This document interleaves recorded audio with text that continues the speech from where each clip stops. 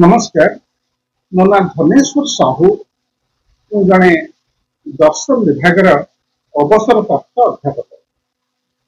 आम भारतीय दर्शन किपरि निरीश्वरवादर परिकल्पना रही से प्रसंग आम आलोचना अब्याहत रखी। साधारण विश्वास जे भारतीय दर्शन एक ईश्वरवादी दर्शन ये जो भावधारा रही प्रकृत में भ्रमात्मक भावधारा। भारतीय दर्शन इतिहास आम 9टी सिस्टम रही देखे दुईटी श्रेणी रे विभक्त करा जाए, यथा आस्तिक दर्शन और नास्तिक दर्शन। आस्तिक दर्शन परिसर में न्याय वैशेषिक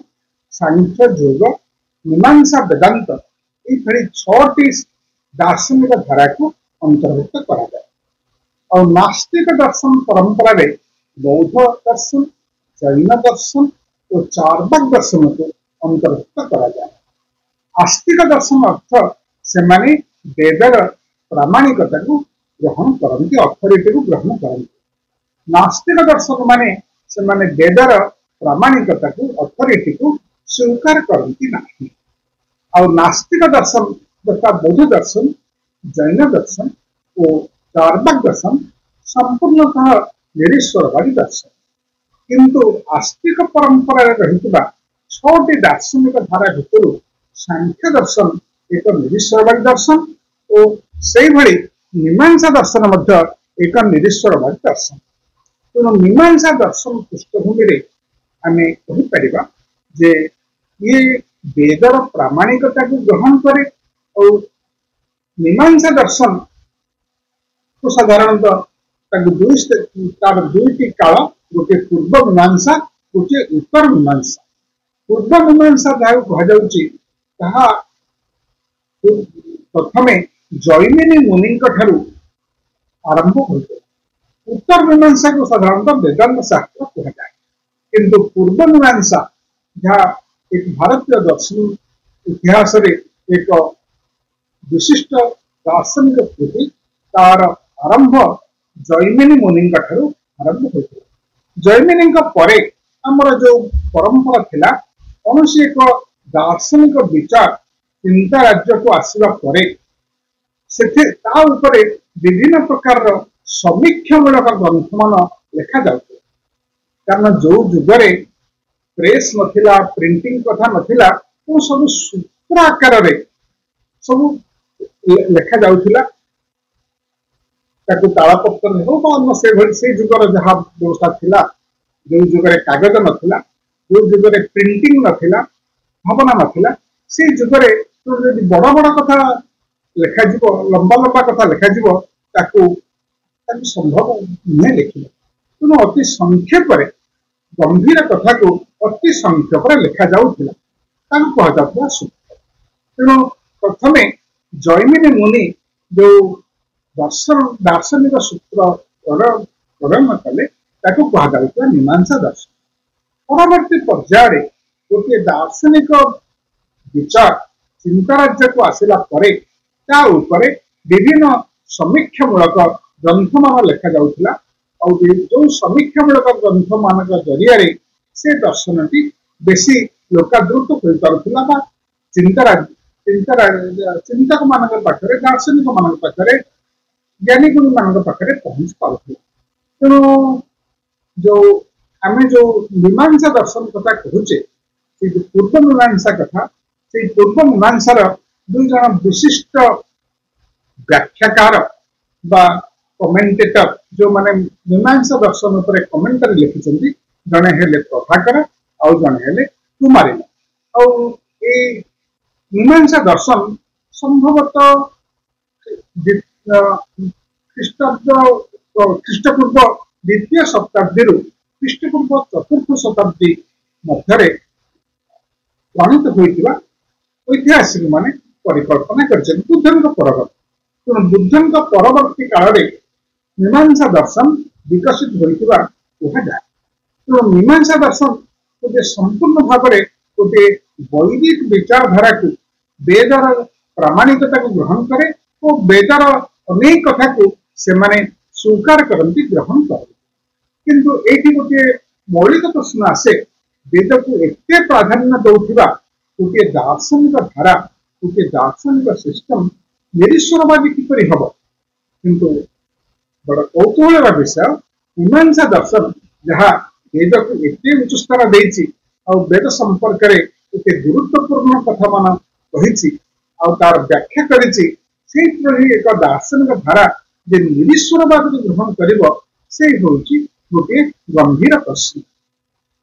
अच्छा ए पृष्ठभूमि रे हमें कहबा जे जे जो माने कहउचंती ईश्वर के जगत को सृष्टि करता साधारणतः एटा गोटे किसी दार्शनिक विचार रे और साधारण लोक विश्वास रही सृष्टि कौन आसला ए पृथ्वीर स्रष्टा किए साधारण लोक माने कहे ये सबुर सृष्टि होती ईश्वर तेरे मीमांसा दार्शनिक माने प्रश्न उठाऊ ईश्वर यदि जगतर स्रष्टा सी क्यों उद्देश्य ये सृष्टि कले आभिमुख्य नहीं सृष्टि कले तो आम कहे ये हूँ ईश्वर लीला लीला से यहाँ सृष्टि कर कथाटी को से माने ग्रहण कर पारना जदि कहवा ये जगत हूँ ईश्वर लीला एवं गोटे लीला ईश्वर सृष्टि कर आसो ईश्वर तो कामना अच्छी ईश्वर वासना अच्छी जो कथा सांख्य दर्शन उठीला एठारे से प्रश्न उठी पार तेणु आउ ईश्वर जे जगतर स्रष्टा पश्चात आम कौन युक्ति सिद्ध प्रमाण वस्तुनिष्ठ प्रमाण दे पारिबा नाही तेणु जदि आम कहबा जे सृष्टि कले कौन शरीर थिला तेबे जे स्रष्टा दि प्रकार भावना आसे जे स्रष्टा के केवल निमित्त कारण ईश्वर कौन केवल आम एक निमित्त कारण भाव नवा ना उपादान कारण भाव नवा ना उभय भाव नवा ये प्रश्न गुड़िक दर्शन परिसर में बहुत गंभीर भाव में चर्चा करा केतक विश्वास करती जे ईश्वर केवल निमित्त कारण माने उपादान अच्छी गोटे कलसी माटी माटी कलसी निर्माण करने क्षेत्र में आम कहीपर माटी हूँ कलसीटीर उपादान कारण आउ माटी को नहीं जे कलसी प्रस्तुत करी जड़े कुंभकार से हेले निमित्त कारण तेणु ईश्वर क्षेत्र में कौन एपरी कह जे पृथ्वी वस्तु थिला ईश्वर से वस्तु को लेकिन जगत सृष्टि कर ईश्वर कौन केवल निमित्त कारण ए प्रश्न से उठे जदि ईश्वर को आम निमित्त कारण भाव नवा से कौन शरीर युक्त शरीर जदि ईश्वर को कहवा से शरीर युक्त व्यक्ति जे कि उपादान मान को नहीं सब कथा सृष्टि कर प्रश्न जे ईश्वर शरीर कौटी अच्छी ईश्वर कि शरीर धारण करती ये बहुत जटिल प्रश्न आसब जो प्रश्नर कौन मीमांसा कौन समाधान देवा संभव हुए तेणु साधारण भाव में मीमांसा दर्शन माने मतरे ये जगत एक जार आरंभ ना किताब ना जहाँ जगतर विलुप्ति नहीं कि जगतर आरंभ ना यह अनंत काल रही तेणु ये मीमांसक मानकर आउ गोटे विचार आसूची जे जगत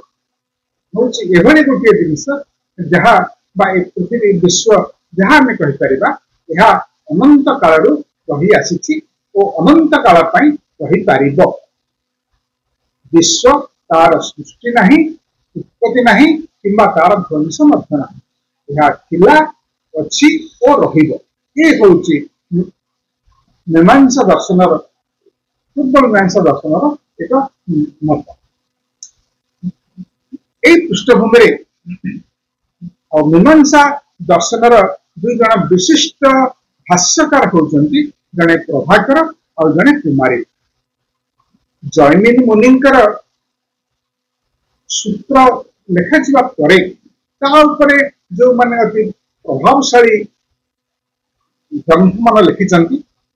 ତାକୁ ଯୋଉମାନେ ବ୍ୟାଖ୍ୟାକାର ସେ କ୍ଷେତ୍ରରେ ମୀମାଂସା ଦର୍ଶନର ଦୁଇ ଜଣ ବିଶିଷ୍ଟ ବ୍ୟାଖ୍ୟାକାର ହେଲେ ଦାର୍ଶନିକ ହେଲେ ଜଣେ ପ୍ରଭାକର ଆଉ ଜଣେ କୁମାରୀ। ତେଣୁ ଏଇଭଳି ଗୋଟେ ଦର୍ଶନର ପରମ୍ପରା ଗଢି ଉଠିଥିଲା। ପ୍ରଥମେ କୌଣସି ଦାର୍ଶନିକ ଗ୍ରନ୍ଥ ଆସିବା ପରେ ତା ଉପରେ କମେଣ୍ଟାରୀ ଲେଖାଯାଉଥିଲା, କମେଣ୍ଟାରୀ ଉପରେ କମେଣ୍ଟାରୀ ଲେଖାଯାଉଥିଲା। ତେଣୁ ସେ ଗୋଟେ ଦାର୍ଶନିକ ଧାରା ଭିତରେ ବିଭିନ୍ନ ପ୍ରକାରର ଗୋଷ୍ଠୀ ବା ବିଭିନ୍ନ ପ୍ରକାରର ବିଚାର ମଧ୍ୟ ଆସୁଥିଲା। ତେଣୁ କୁମାରୀଲଙ୍କ ମତରେ ଏ ଜଗତ ହଉଛି ସନାତନ, ଅଥବା ଜଗତର ୟାର କିଛି ଉତ୍ପତ୍ତିର କାରଣ ନାହିଁ ବା କେହି ସୃଷ୍ଟି କରିନାହାନ୍ତି ବା ଏହାର ପ୍ରଳୟ ନାହିଁ, ଜଗତ ହଉଛି ସନାତନ। ତେଣୁ ଏଇ ଗୋଟିଏ ମତ ମୀମାଂସା ଦର୍ଶନର ଗୋଟିଏ ବଡ ଗମ୍ଭୀର ମତ। ସେମାନଙ୍କ ମତରେ ଜଗତ କେବେ ସୃଷ୍ଟି ହୋଇନାହିଁ ଆଉ ଜଗତ କେବେ ପ୍ରଳୟ ହବ ନାହିଁ, ଜଗତ ନିଶ୍ଚୟ ରହିବ। କୋଉ ଫର୍ମ ରହିବ ତାହା ଏକ ଭିନ୍ନ ପ୍ରଶ୍ନ, କିନ୍ତୁ ଜଗତ ଥିଲା, ଜଗତ ଅଛି ଓ ଜଗତ ରହିବ, ଆଉ ଏହା ସନାତନ। ତେଣୁ ଏଠି ଆଉ ଗୋଟିଏ ପ୍ରଶ୍ନ ଆସୁଛି, ମୀମାଂସକ ମାନେ ସମ୍ପୂର୍ଣ୍ଣ ଭାବରେ ବେଦର ପ୍ରାଧାନ୍ୟକୁ ସ୍ୱୀକାର କରନ୍ତି, ବେଦର ସାର୍ବଭୌମତ୍ୱକୁ ଗ୍ରହଣ କରିବା ଅଥଚ ନିରୀଶ୍ୱରବାଦୀ ହେବା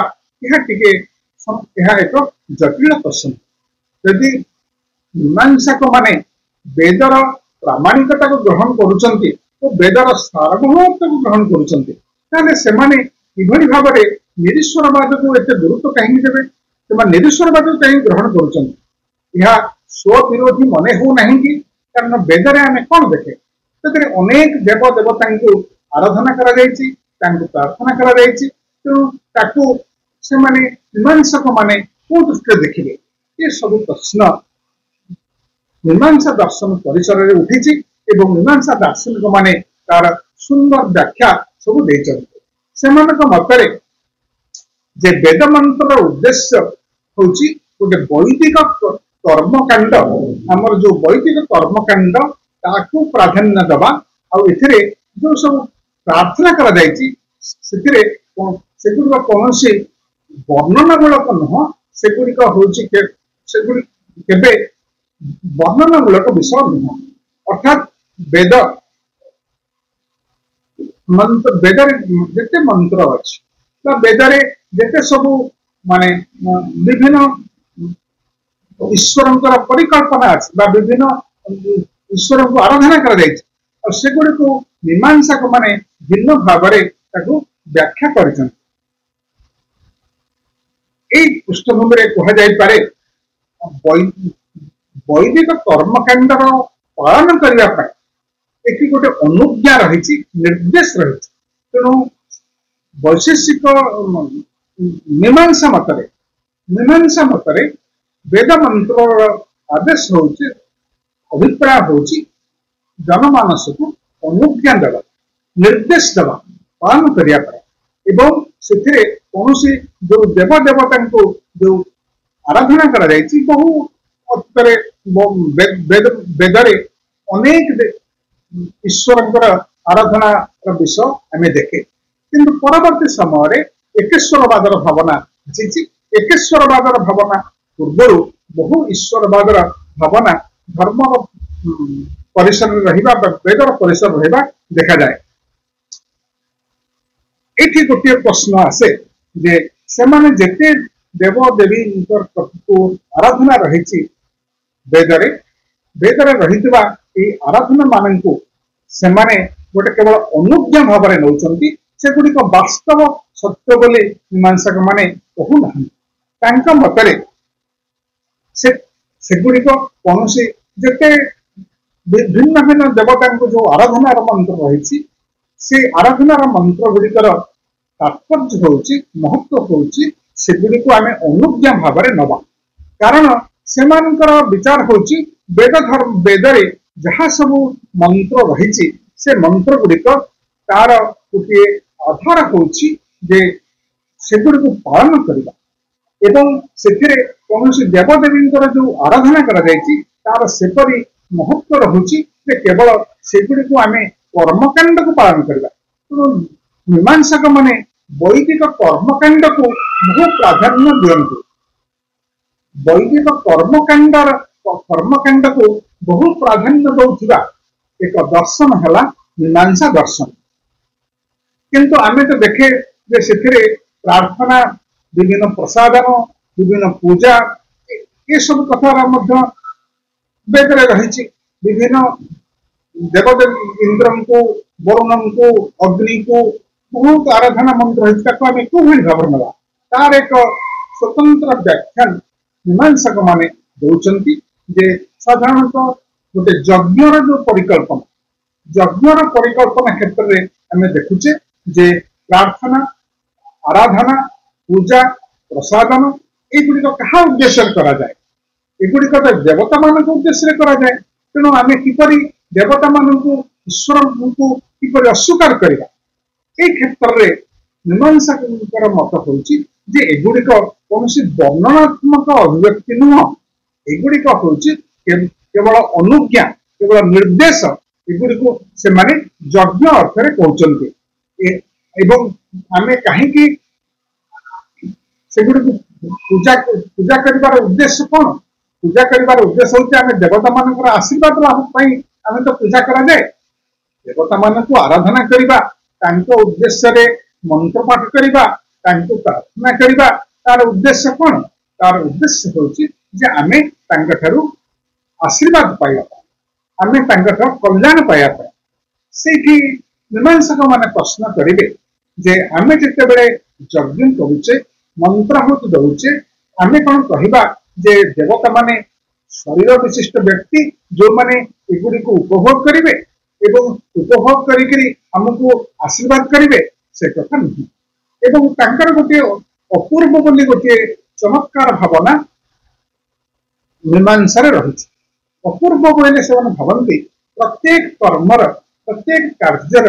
प्रत्येक क्रियार किसी परिणाम आसे तेणु से परिणाम से माने अपूर्व कहते जहाँ पूर्व केवे सृष्टि हो नाला अपूर्वर अर्थ हूँ जहाँ पूर्व सृष्टि हो नाला तेणु यज्ञ क्या उद्देश्य करा जाए ये प्रश्न जिते अन्य मैंने पचार वेद तो यज्ञ को प्राधान्य दी जाए यज्ञ अर्थ हूँ आम प्रार्थना करवा पूजा करवा प्रसादन करवा ये सब कथा तो कथा कहुई वेद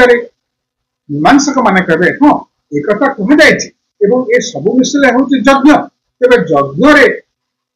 यज्ञर उद्देश्य हूँ कौन सी देवता को आम आमंत्रण करवा नुह कारण देवता माने आम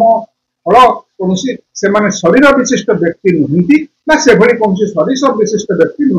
आम केवे आम आराधना करे नाही बा से अस्तित्व ही नाही। तेणु आमर कार्य हूँ यज्ञ करने अर्थ आम किसी वैदिक कर्म करुचे वैदिक कार्य करुचे एवं जार किसी परिणाम अच्छी और से परिणाम हूँ आम सुखप्रद। तेणु धार्मिक कार्य को से माने गुरुत्व दियंती और धार्मिक कार्य को यही दृष्टि गुरुत्व दियंती प्रत्येक धार्मिक कार्य किसी अपूर्व सृष्टि हुए और जो अपूर्व कर्ता को प्राप्त हुए और जहाँ द्वारा तार जीवन सुखकर हो पारे शांतिप्रद हो पारे। तेणु यही दृष्टि से माने वैदिक कर्म को प्राधान्य दियंती और किंतु तार वैदिक कर्म को प्राधान्य देवा गोटे कथा और देवता मान को आराधना करने आउ गोटे कथा से माने कहे जे देवता मान को जो आराधना रूपक मंत्र गुड़िक वेद रही तार तात्पर्य हूँ आमको निर्देश माने वेद निर्देश सेगुड़िक आम गोटे गोटे निर्देश अनुज्ञा। तेणु वेद मंत्र मुख्य उद्देश्य हूँ आम वेद मंत्र को पालन करवा तार